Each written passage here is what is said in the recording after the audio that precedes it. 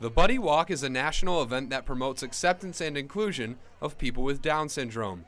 15 years ago, the Down Syndrome Association of Central New York decided to host a Buddy Walk of their own. Every year since, children, teens, and young adults with Down syndrome, along with their family and friends, have walked over 2 miles from Long Branch Park to Onondaga Lake Park and back.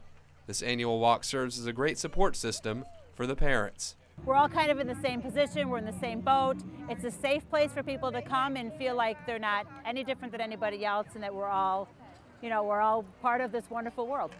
It's a very heartwarming event. I come here with my family, my friends, they've been joining us, and we walk with my son, and it's just a chance to share with the community how wonderful our kids are. In addition to the families that come to support the Central New York Buddy Walk, many others from the area lend a helping hand to support the cause. Mexico Soccer, they come all the way up from Oswego County. They come down every year. 13 years they've been coming down. SU has always sent fraternities and sororities from Syracuse University. The cheerleaders from Syracuse have always come down to support us. So we have had some really great groups of volunteers that repeatedly come every single year. Following the walk is an afternoon of games, face painting, and live music at Long Branch Park. In addition, there are stuffed animals donated every year for children participating in the event. My son looks forward to it the entire year. He just to mention it, he sees the logo and he's like, Buddy Walk! He's so excited, he can't wait for it. But even the long walk around Onondaga Lake Park gets a lot of people very excited. Russ Reed, NCC News.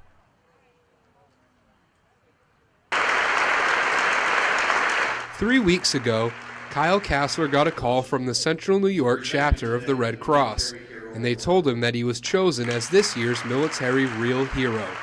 He couldn't believe it. I was shocked. I was like, really?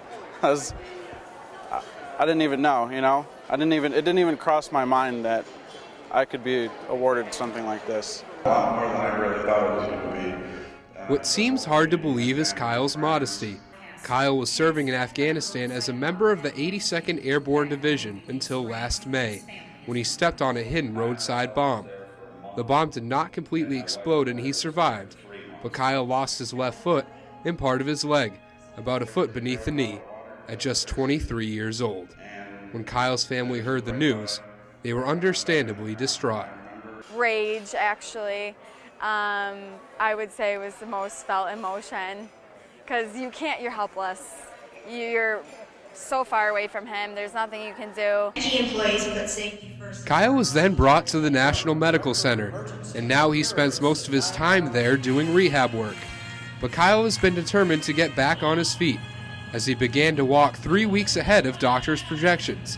But representatives from the Red Cross were worried that Kyle might not have been able to make the journey on his own to the Real Heroes Breakfast. Our first reaction was, can we get him here? We were hoping, and we worked with his family. We worked with our Service to the Armed Forces arm of the Red Cross also to try to work to get him here.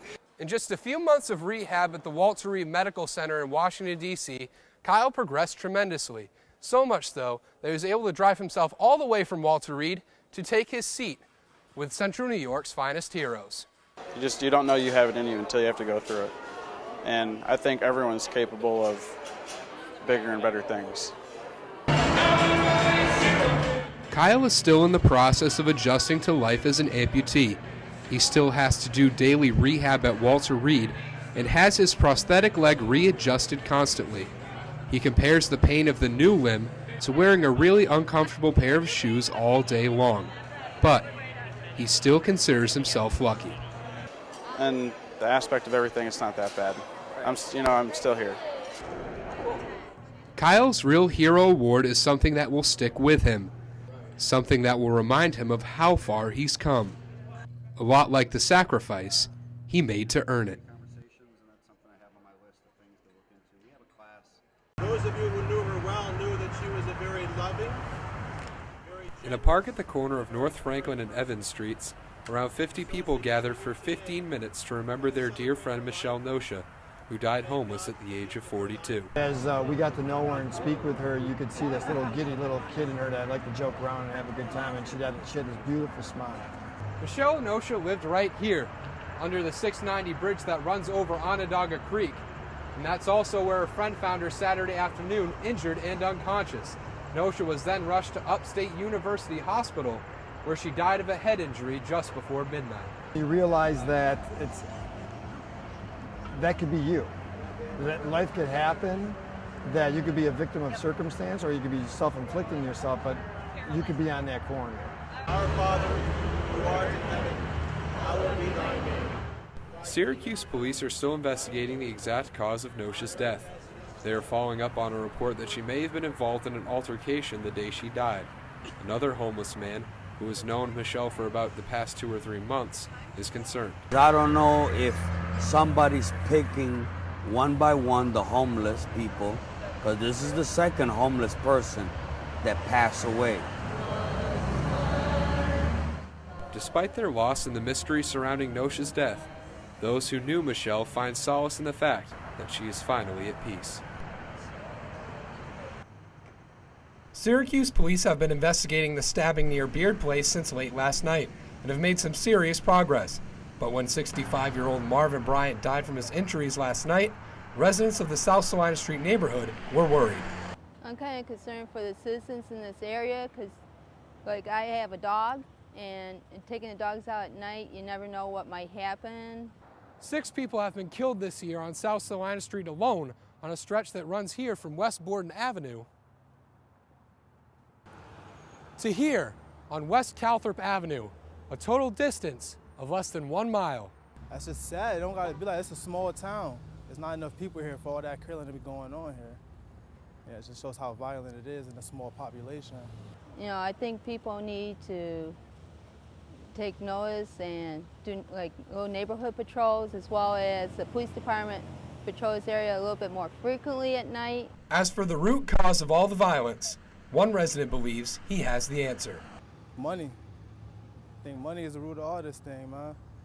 It's a better system we could apply to everybody, but the powers that be want to keep it the way they keep it, so that the people down in these situations got to do what they can to get money.